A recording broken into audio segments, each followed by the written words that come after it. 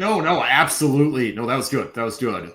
This doesn't have to follow a strict format in a podcast, and the overriding thought that I have is the struggle to not constantly fall back on a generational shift, except that without me even thinking of that as an issue, it keeps smacking me in the face. How do you mean?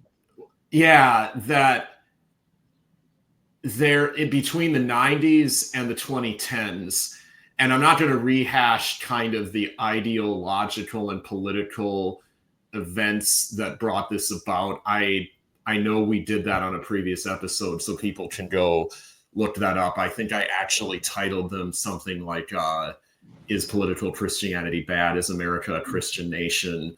You can look up those episodes where I think we go more into how we got from there to here.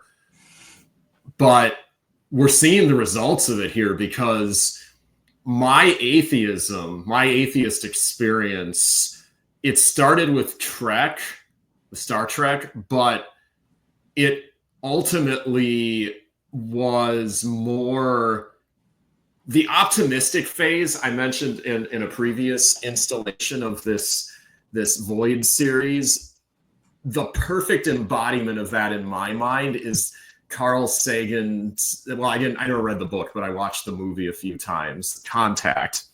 And there's a scene at the end where, I won't give away the whole plot in case anyone wants to watch it, but there's a conversation between a human and an alien. And the philosophy presented by the alien is that the essence of what I think is the 90s pre 9/11 optimism, where as vitriolic as a Richard Dawkins or a Sam Harris could be in the 90s, it hadn't. And by the way, shout out to Trent Horn for pointing this out in his video, The Death of the New Atheism. It put it in my mind.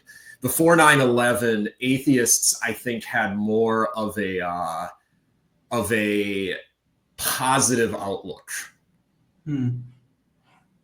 Because you hadn't yet, 9/11 crystallized all that around the idea, well, look at what religion does. Religion motivates, science builds buildings, and religion turns people into maniacs that get into planes and fly into buildings. And from that point until sort of the natural fizzling away of the new atheism in maybe 5 to 10 years ago, that was the entire trajectory. That was the entire orientation of the movement. It was exactly what you were pointing out a few minutes ago. It was more, maybe you could say in the 90s, when I was an atheist, it was more optimistic humanism. And after 9/11 and through those online debate days, it was truly anti-theism. And that can seem like a subtle difference, but it makes all the difference in the world. Did you see a lot of, because in the movie and the novel, the alien says that tells the human, we fill in the emptiness of the universe by finding each other. Now that's okay, I want to hear why that got that reaction out of you. But first of all, put that together with the universe coming to know itself. And you can see this is a very, very optimistic, very forward-looking, very positive kind of atheism that I initially, jumped out, skydove into. But I want to know why did I get that reaction?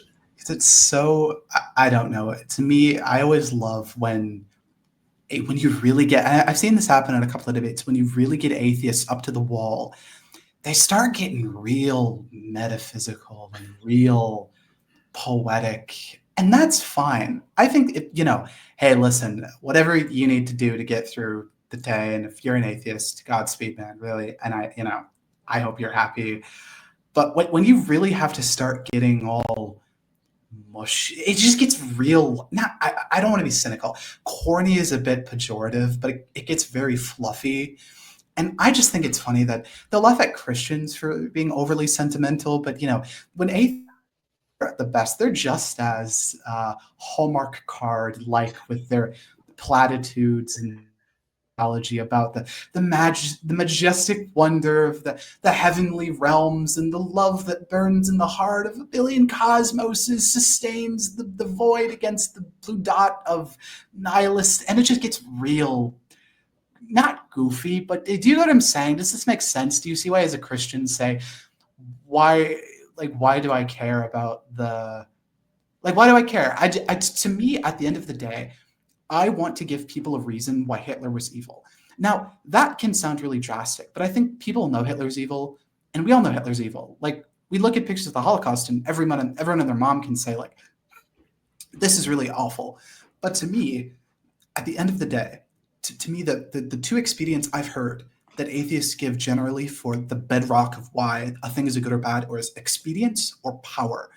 Why should we be kind to people? Because it helps build a better society. Well, why do we want to build a better society?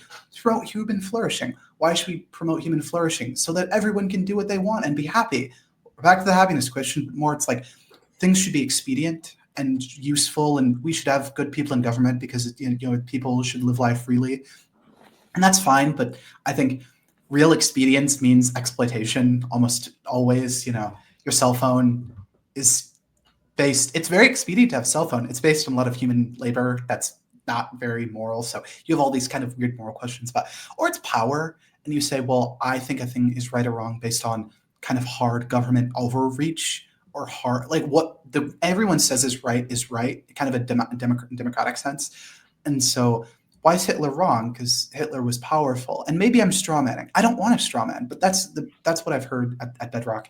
The third option, I didn't give a third option, but the third option to me is the weird, flowery kind of, like you said, we find the meaning of the void and the love that brought us to the park today to kiss Bunny. I don't know. You know what I'm saying? I'm like, you guys are getting just as fluffy and weird and religious as we get on our worst days. Like, what are you talking about? Either nothing matters or everything matters. And I think everything matters. So you have to pick one. You can't do a middle ground. Either just do coke and commit suicide, or shoot off into the stars and, love the neurons, or what. You know what I'm saying? This is making sense.